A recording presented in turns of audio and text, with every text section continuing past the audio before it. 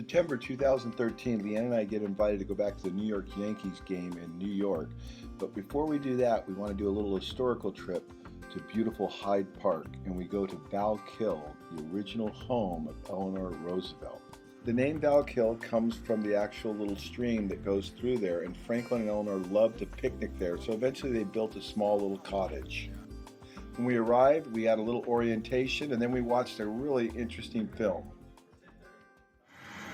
When Franklin and Eleanor Roosevelt entered the White House in 1933, millions of Americans were unemployed.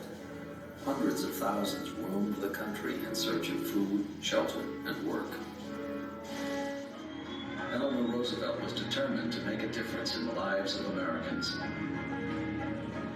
She had no interest in staying at home in the White House. My husband knew very well that if I just did the social entertaining, it would be almost unbearable. And so he let me do the things that allowed me to see what was going on in the different programs. In 1 year alone, she traveled 40,000 miles. Eleanor Roosevelt went everywhere, visiting working people across the country. On one famous occasion, she insisted on going down inside a coal mine. After the quick orientation where we went inside the modest little home, this is the room that she spent a lot of time reading and writing in.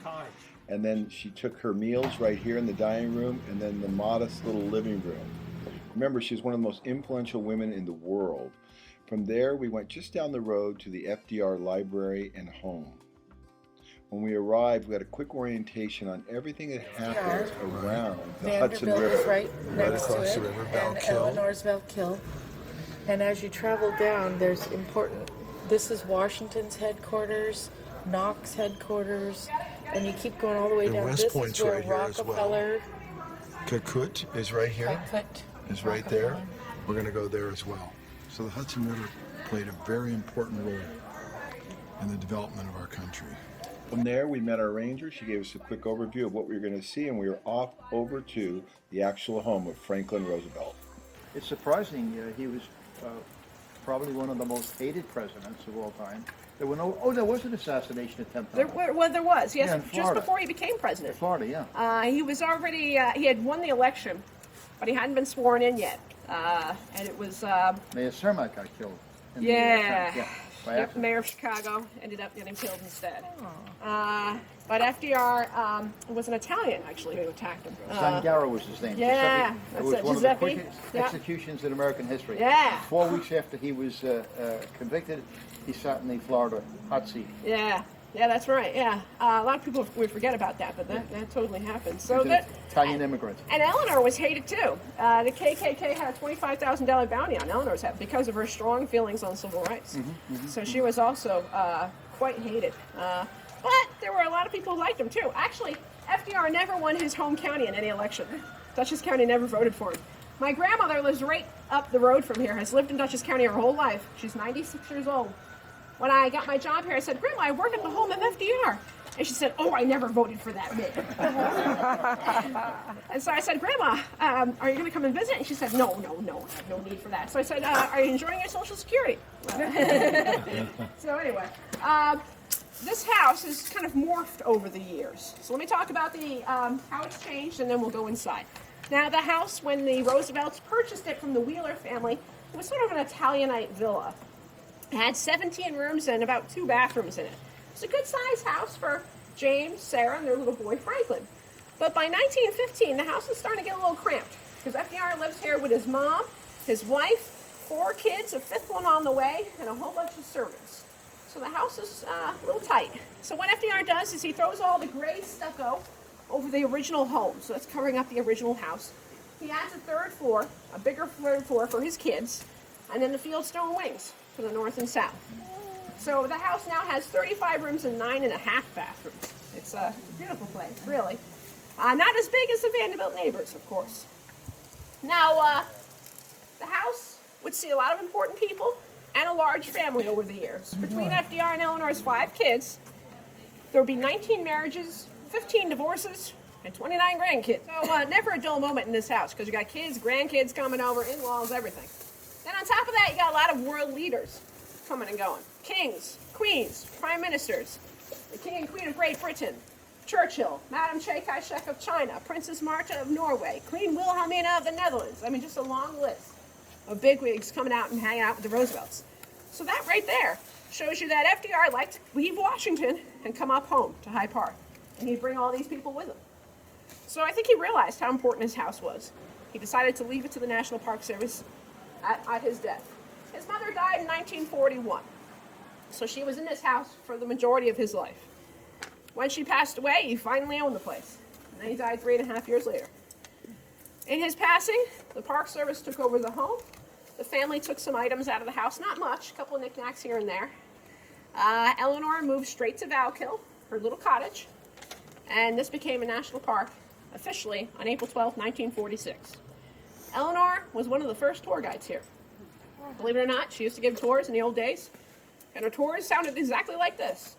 I felt like a guest in this house for 30 years. That's exactly what the woman said. Did he have a little gym where he exercised there? Well, actually, he would go over to Eleanor's house, Val-Kill, where they had a pool. And he would swim a lot in her pool, and he had exercise equipment around the pool. He used this right here to help him inside the house. He'd actually kind of make his way up the stairs with those braces in place, make his way inside the house. So this is the dumbwaiter that Roosevelt used to get upstairs, and he'd pull himself up with the ropes. And you can see here's his wheelchair right here. Churchill was actually here 4 times Right. during FDR's life, and then he came here a 5th time actually to place a wreath on his friend's grave in the Rose Garden. He and Roosevelt signed the Manhattan Project Agreement right in the president's study back here. If you want to see the study when you leave the house, walk out to the front porch under the stone archway there, and you can see inside the door where they signed that document. After touring this amazing historical home, we went out to the stables where we saw where they kept the horses, the carriages, the tack room. It was really quite amazing. They were a very influential family and a very wealthy family, and yet there was wealth above that. This is his actual grave site where he's buried, and the gardens off to the right is the library, which we're going to go inside in just a minute. And this is the front of the library, and this is the first presidential library ever. So this is quite interesting in the documentation of the U.S. presidency. Franklin Roosevelt led a charmed life. State Senator, Assistant Secretary of the Navy, candidate for Vice President, and all that before the age of 39. He was handsome, energetic, eager to achieve still greater things. Then, on August 10, 1921, while vacationing at his family's summer home on Campobello Island, Roosevelt fell ill. It was getting near to supper time. He started to go upstairs and said his back ached and he didn't feel very well. By the next morning, he could hardly stand. And by the next day, he could not stand at all. Roosevelt's legs were paralyzed. His children were terrified. So was he. Eleanor did her best to nurse him. For weeks, doctors were baffled. Eventually, he was diagnosed with infantile paralysis, polio, a then mysterious virus that entered the central nervous system, causing muscles to atrophy. There was no cure, no guarantee that he would ever walk again. Most people would have decided that ended his political career. But that was not at all the attitude. He never gave up. For the next 7 years, Eleanor and Louis Howe, FDR's closest advisor, did their best to keep the Roosevelt name alive, while Franklin struggled to undo the terrible damage that had been done to him. He consulted eminent physicians and obvious quacks and endured countless hours of painful, tedious exercise. He was fitted with heavy steel braces. It took 2 men to haul him to his feet and put his crutches underneath his arms. He spent months drifting off the Florida coast, fighting depression and hoping that sunshine and swimming would do him good. Nothing worked. He kept at it, though, refusing to believe he would not somehow walk again. When Governor Al Smith of New York asked Roosevelt to put his name into nomination at the 1924 Democratic Convention, FDR agreed. It would be his first public appearance in 3 years. As he reached the podium, leaning heavily on his crutches, the delegates stood to cheer him for 3 minutes.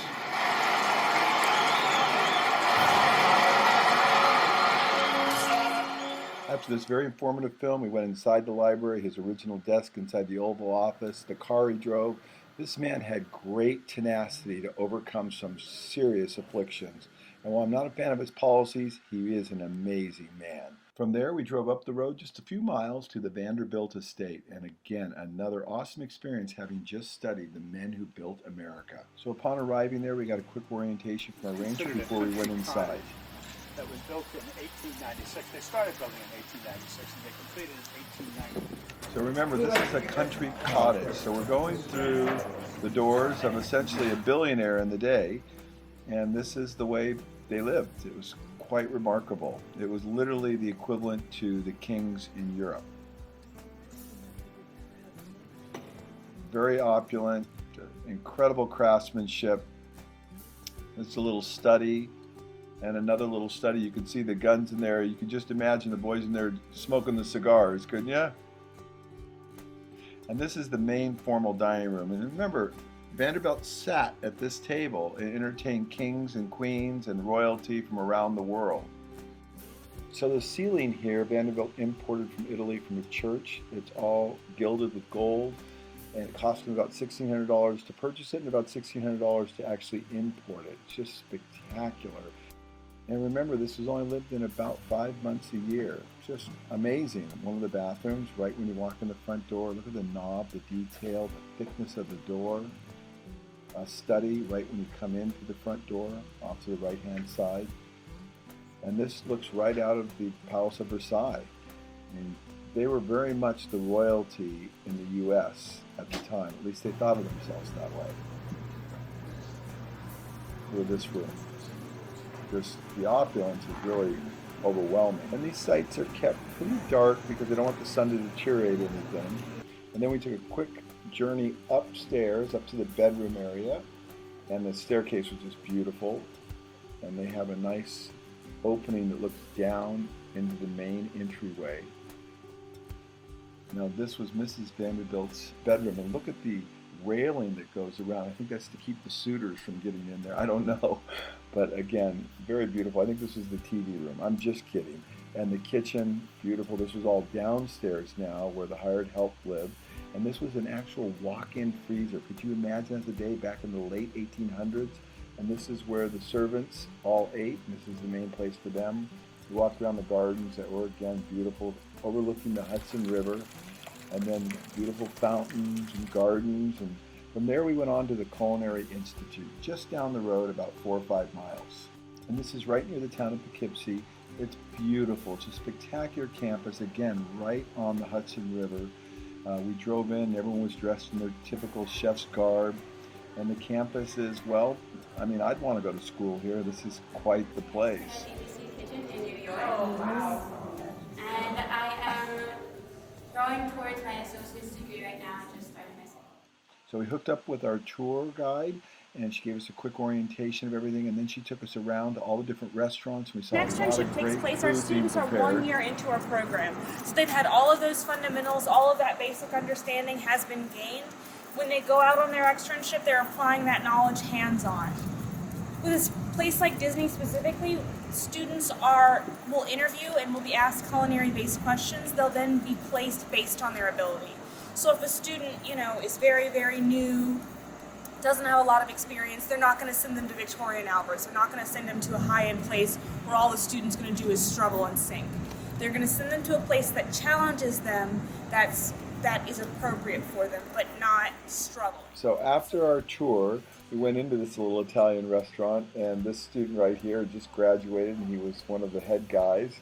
And he made us a wonderful little pizza. We just sat at the bar and enjoyed a conversation with him and watched him prepare everything and stretch the dough out. What's happening? I'm stretching out the dough so that it's thin enough that it bakes. You do that really well.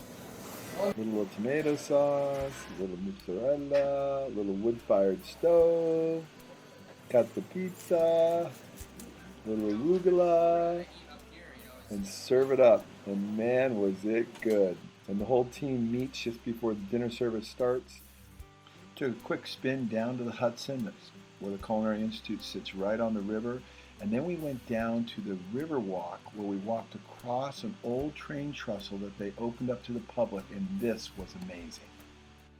So it's called the Walk Over the Hudson Bridge, and it's 210 foot high, the highest pedestrian bridge in the world. And people run across it and bike across it, and it is beautiful. The Hudson is just a gorgeous river and a very important part of New York. And you can see that's the Mid-Manhattan Bridge right there. And looking back up the river, that's where the Vanderbilt Mansion is, the Culinary Institute, FDR, Val-Kill, everything's upriver. And I hang out over the edge here. It's just pretty cool. People loved it. Everyone gathered around. Oh, where can I get that thing? And there's a security guard there, and he was really good about it too.